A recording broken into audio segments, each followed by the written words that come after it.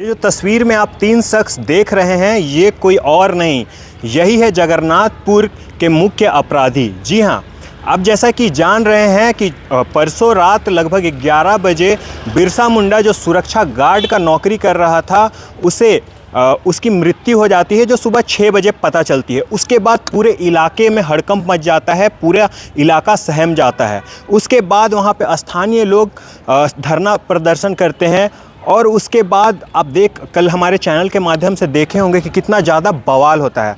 तो वो जो घटना था कुछ इस प्रकार था कि परसों रात लगभग 11 बजे बिरसा मुंडा जी मंदिर में पहरा दे रहे होते हैं। वो पिछले 25 साल से पहरा दे रहे थे। तो उस दिन कुछ ऐसा होता है कि वहाँ पे कंस्ट्रक्शन का काम भी चल रहा था, तो कहीं से 3 अपराधी वहाँ पे प्रवेश करते हैं और वो जो 3 अपराधी थे वो वहीं के स्थानीय थे, जहाँ बिरसा मुंडा जी का घर था वहीं के अगल बगल के ये 3 अपराधी रहने वाले थे। बहुत दिनों से रेकी कर रहे थे और उस दिन वो घटना को अंजाम देने पहुँचे थे और कहीं बिरसा मुंडा जी उनके शक्ल देख के पहचान ना ले, इसलिए पहले उसने पत्थर से उनके माथे पे वार किया, जिससे बिरसा मुंडा जी की मृत्यु हो गई। उसके बाद इन लोगों ने वहीं पे बगल में एक रखा रड से दान पेटी को तोड़कर लगभग 3 लाख रुपए लेकर फरार हुए। ये बात राकेश रंजन जी ने अपने पीसी में बताई है। और मैं बता दूं, ये जो घटना उसके बाद सबसे चौंका देने वाली बात यह थी कि जब कल वहाँ के स्थानीय लोग इसका प्रदर्शन कर रहे थे, तो उस प्रदर्शन में एक अपराधी भी सम्मिलित था। और मैं बता दूं, और जो 2 अपराधी पकड़े गए हैं वो शॉपिंग करके घर जाते हैं, उसके बाद वो घर में पकड़े जाते हैं 2 अपराधी।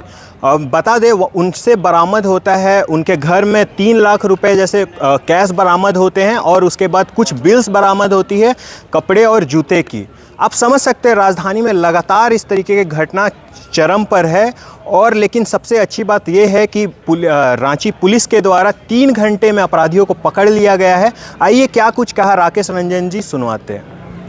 कल अर्ली मॉर्निंग हम लोगों को ये सूचना प्राप्त हुई थी कि जगन्नाथपुर मंदिर, जो कि रांची जिले के एक तरीके से पहचान, वहाँ पर जो सुरक्षा गार्ड था, सुरक्षा गार्ड की किसी ने हत्या कर दी है।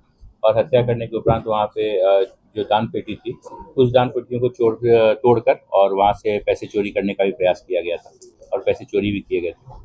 कांड की गंभीरता को देखते हुए हम लोगों ने तुरंत सूचना मिलने के साथ ही अनुसंधान जो है वो प्रारंभ किया था। और हमारे दोनों सिटी एसपी और रूरल एसपी, साथ में हटिया डीएसपी, ओसी धुरवा, ओसी जगन्नाथपुर और हमारे अन्य थाना के जो थाना प्रभारी थे और हमारी जो तकनीकी शाखा की जो टीम थी, इस सभी टीम ने सभी ने एक तरीके से संयुक्त रूप से एक अभियान चलाकर कांड का अनुसंधान जो हम लोगों ने प्रारंभ किया।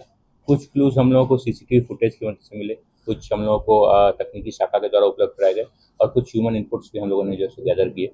और इस सब के परिणाम स्वरूप हम लोगों ने कुछ लोगों को डिटेन किया। डिटेन करने के बाद जब हम लोगों ने उनसे पूछताछ की, पूछताछ में उन्होंने घटना में अपनी संलिप्तता स्वीकार की है। और उसके उपरांत घटना में शामिल, हत्या में शामिल और चोरी में शामिल कुल 3 लोगों को हम लोगों ने गिरफ्तार किया है। गिरफ्तारी के साथ साथ हमने जिस पत्थर से कूचकर सुरक्षा गार्ड की हत्या की गई थी, उस पत्थर को भी बरामद किया है। उसके साथ ही साथ जिन छड़ का उपयोग दान पेटियों को लगे ताले को तोड़ने में किया गया था, उसको भी हम लोगों ने बरामद किया है। और साथ में चोरी किए गए जो रकम थे, कुल रकम लगभग 3 लाख के आसपास जो रकम चोरी हुई थी, तो 3 लाख कुछ रुपए हम लोगों ने रिकवर किए हैं। बहुत सारे पैसे से इन लोगों ने उस दिन पूरे दिन जो अभियुक्त थे उन लोगों ने शॉपिंग की, खरीदारी की, तो कुछ खरीदे हुए नए कपड़े इत्यादि भी जो है सो हम लोगों ने बरामद किए। और इस प्रकार इस कांड का पूर्ण रूप से जो उद्भेदन कर दिया गया। ये वस्तुतः एक तरीके से समझिए अय्याशी के लिए इन्हें पैसे चाहिए थे। और ये जो अभियुक्त थे, ये अभियुक्त भी उसी क्षेत्र के निवासी हैं जिस क्षेत्र के निवासी वहाँ के सुरक्षा गार्ड थे। तो इन लोगों ने बहुत दिनों से इस चीज़ को देखा हुआ था कि रात में सुरक्षा गार्ड वहाँ पे अकेले रहते हैं और क्या मंदिर की क्या परिस्थिति रहती है, इसके बारे में उनको पूरी जानकारी थी। और वस्तुतः पैसे चोरी करने के लिए ही ये घटना को अंजाम दिया गया था। और मन में ये भय था कि यदि सुरक्षा गार्ड जाग जाते तो वो इन लोगों को पहचान सकते थे, और इसीलिए इन लोगों ने पहले सुरक्षा गार्ड की हत्या की, उसके बाद चोरी का। कुछ लोगों का आपराधिक इतिहास जो है सो है। और खासकर जो मेन एक्यूज जो है जिसने हत्या की, रचित, इसके अगेंस्ट में पूर्व से भी 4 कांड जो दर्ज हैं और पहले भी ये जेल जा चुके। मृतक के साथी के रहने वाले थे जो न्यू कॉलोनी करके जो जगन्नाथपुर मंदिर के बगल का जो एरिया है, उसी न्यू कॉलोनी के लोग। अब पैसे इन लोगों ने निकाले, पैसे निकालने के बाद इन लोगों ने पैसों को सबसे पहले अपने घर में ले जाके स्टोर किया। कुछ पैसे फिर वहाँ से इन लोगों ने निकाल के इन लोगों ने पार्टी की। सभी लोगों ने पार्टी करने के उपरांत फिर ये लोगों को जब पुलिस की दबिश फील हुई कि पुलिस ने जब हर जगह पे छापामारी आदि स्टार्ट कर दी, तो इन लोगों ने फिर उसके बाद मेन रोड में जाकर और इन दुकानों में जाकर अपनी खरीदारी शुरू की। और दिन भर ये लोग जगह जगह जाकर कपड़े, जूते, इस सब तरीके की चीज़ें जो खरीदते रहे। और जब शाम के टाइम में जब अभी गिरफ्तार हुए, गिरफ्तारी के उपरांत उनके घर से फिर हम लोगों ने जो बचे हुए पैसे तो पैसे निकाले। तीनों अभियुक्त का नाम क्या है? अब वो प्रेस विज्ञप्ति में दिया हुआ है। सर, नहीं, ये वर्कर नहीं थे, ये उसी के बगल के कॉलोनी के नहीं थे। वर्कर्स को हमने वेरीफाई किया था, वर्कर्स की संलिप्तता इसमें नहीं पाई गई। देखिए, इस पे आज हम लोग गए थे, जगन्नाथ मंदिर गए थे। घटना के उद्भेदन में कहीं न कहीं भगवान जगन्नाथ महाप्रभु की कृपा भी जो है सो पुलिस को प्राप्त रही कि हमें समय से इनपुट प्राप्त हुए, जिस इनपुट के आधार पर हमने उद्भेदन किया। इसके लिए सभी मंदिर जो भी बड़े मंदिर हैं, उस मंदिर की जो संचालन समिति है, उस समिति को और पुलिस को हम दोनों को कुछ-कुछ स्टेप्स जो है वो लेने पड़ेंगे।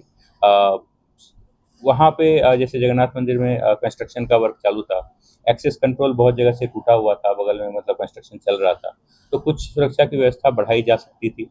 लोकल पुलिस ऑलरेडी बर्डन रहती है बहुत सारी रिस्पॉन्सिबिलिटीज से। कहीं न कहीं हमें जो एक सोशल पुलिसिंग का जो कॉन्सेप्ट है, इस कॉन्सेप्ट को भी हमें रांची में लाना चाहिए और मुझे लगता है कि उससे हम लोग कंट्रोल कर पाएँगे बेटर तरीके से।